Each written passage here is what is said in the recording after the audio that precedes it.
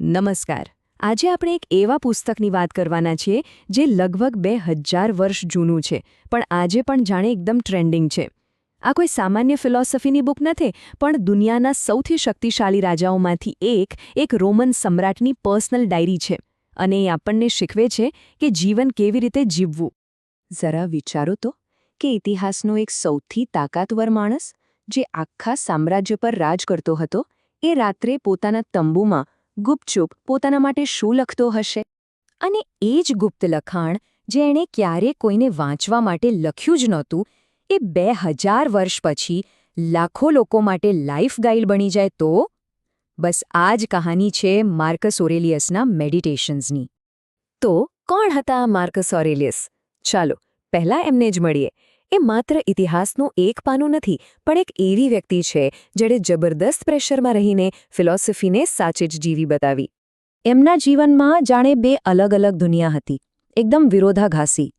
એક તરફ એ હતા રોમન સામ્રાજ્યના સમ્રાટ, યુદ્ધ, રાજકારણ, ભયંકર બીમારીઓ, આ બધું સંભાળવાનું. અને બીજી તરફ એક સ્ટોઇક ફિલોસોફર, જે પોતાની અંદરની દુનિયાને, પોતાના વિચારોને કાબૂમાં રાખવા મથતા હતા. બસ આ બેવડી જિંદગી જ એમના લખાણને આટલું દમદાર બનાવે છે. પણ આ પુસ્તક લખાયું ક્યાં? કોઈ આરામદાયક મહેલમાં બેસીને નહીં. આ તો લખાયું હતું યુદ્ધના મેદાનમાં, ઠંડી રાતોમાં, સૈનિકોના તંબુમાં. અને એક મજાની વાત કહું, આપણે જેને મેડિટેશન્સ કહીએ છીએ એ નામ તો માર્કસે આપ્યું જ નહોતું. એનું અસલી ગ્રીક નામ હતું તા એઇસ હેઓટન, જેનો સીધો મતલબ થાય છે પોતાની જાત માટેની વાતો. આના પરથી જ ખબર પડે છે કે આ કોઈ પબ્લિક માટે નહોતું, આ તો એમની પર્સનલ નોટબુક હતી, પોતાને સુધારવા માટે. જરા એ દ્રશ્ય આંખ સામે લાવો. રોમની શાન શોકતથી હજારો કિલોમીટર દૂર, યુદ્ધનું મેદાન, ચારે બાજુ ભય અને ટેન્શન, અને ત્યાં બેસીને માર્કસ ઓરેલિયસ પોતાના માટે આ નોટ્સ લખી રહ્યા હતા. એ પણ એ સમયની સાવ સામાન્ય બોલચાલની ગ્રીક ભાષામાં. એટલે જ તો એમના શબ્દોમાં આજે પણ આટલો દમ છે. તો ચાલો હવે સીધા પુસ્તકના હાર્ડ પર આવીએ. એના મુખ્ય વિચારો શું છે? અને ના, આ કોઈ અઘરા ફિલોસોફિકલ સિદ્ધાંતો નથી. આ તો જીવન જીવવા માટેના એકદમ પ્રેક્ટિકલ ટૂલ્સ છે. માર્ક્સ આને કહે છે આંતરિક કિલ્લો, એટલે કે મનની એવી મજબૂત જગ્યા જ્યાં બહારની કોઈ પણ બબાલની અસર ન થાય. આખા પુસ્તકનો સાર કાઢવો હોય ને તો એ 3 મુખ્ય વાતોમાં આવી જાય.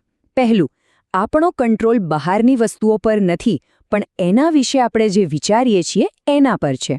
બીજું, કોઈ આપણને દુઃખી કરી જ ન શકે જ્યાં સુધી આપણે એને પરવાનગી ન આપીએ. અને ત્રીજું, બદલાવ તો થવાનો જ, એને સ્વીકારી લો, શાંતિ મળશે. આ કોટ જુઓ, એ જ પહેલી વાતને એકદમ સ્પષ્ટ કરી દે છે.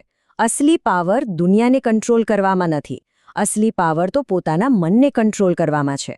એકવાર આ સમજાઈ ગયું એટલે સાચી તાકાતનો અનુભવ થાય. આ તો સ્ટોઇક ફિલોસોફીનો સુપરહિટ ડાયલોગ છે. મતલબ કે પ્રોબ્લેમ્સ આપણને રોકવા માટે નથી આવતા, પણ રસ્તો બતાવવા આવે છે. જે પથ્થર રસ્તામાં નડે છે ને, એ જ પથ્થર આગળ વધવા માટે પગથિયું બની જાય છે. શું કમાલનો વિચાર છે! આખું પુસ્તક 12 નાના નાના ભાગોમાં વહેંચાયેલું છે, અને દરેક ભાગનો એક અલગ ફોકસ છે. જેમ કે શરૂઆતમાં શિસ્ત અને કૃતજ્ઞતાની વાત છે, પછી વચ્ચે મનની શાંતિ અને પોતાની ફરજ નિભાવવાની વાત આવે, અને છેલ્લે બધું સ્વીકારીને આગળ વધવાની. આના પરથી ખબર પડે છે કે આ કોઈ રેન્ડમ વિચારો નહોતા, પણ એકદમ સિસ્ટમેટિક પ્રેક્ટિસ હતી.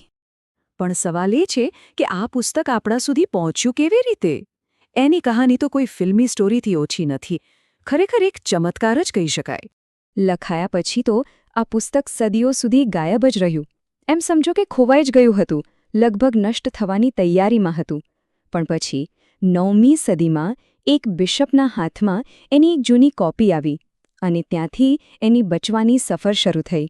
પછી 1558માં પહેલીવાર છપાયું, અને ધીમે ધીમે આખી દુનિયામાં એવું ફેલાયું કે આજે એ ગ્લોબલ બેસ્ટસેલર છે. અને એનો પ્રભાવ કેટલો જબરદસ્ત છે એ તો એને વાંચનારા લોકોની લિસ્ટ પરથી જ ખબર પડી જાય. અમેરિકાના પ્રેસિડન્ટ, ચીનના મોટા નેતા, મિલિટરીના જનરલ્સ, અલગ અલગ ફિલ્ડના દિગ્ગજ લોકો આ પુસ્તકમાંથી પ્રેરણા લે છે. આ જ તો સાબિત કરે છે કે એના સિદ્ધાંતો કોઈ એક દેશ કે સમય માટે નથી, એ તો બધા માટે છે. પુસ્તકનો એક સૌથી ચોટદાર વિચાર, જે કદાચ થોડો ડરાવણો લાગે પણ છે બહુ પાવરફુલ. એ છે કે જીવન ગમે ત્યારે પૂરું થઈ શકે છે. આ કોઈ નેગેટિવ વાત નથી, પણ એક રિમાઇન્ડર છે. જો એ ખબર હોય કે આપણી પાસે સમય ઓછો છે, તો આપણે દરેક કામ, દરેક શબ્દ અને દરેક વિચારને વધુ ધ્યાનથી અને ઈમાનદારીથી કરીશું. અને છેલ્લે આ પુસ્તક આપણને બધાને એક સવાલ પૂછે છે. જેમ માર્ક્સે પોતાની જાત માટે લખ્યું, એમ આજે આપણે પોતાની જાત માટે શું લખી શકીએ? એવો કયો એક વિચાર છે જે આપણને વધુ સારા, વધુ શાંત, વધુ મજબૂત બનાવવામાં મદદ કરે? આ સવાલનો જવાબ આપણે સૌએ પોતાની અંદર શોધવાનો છે.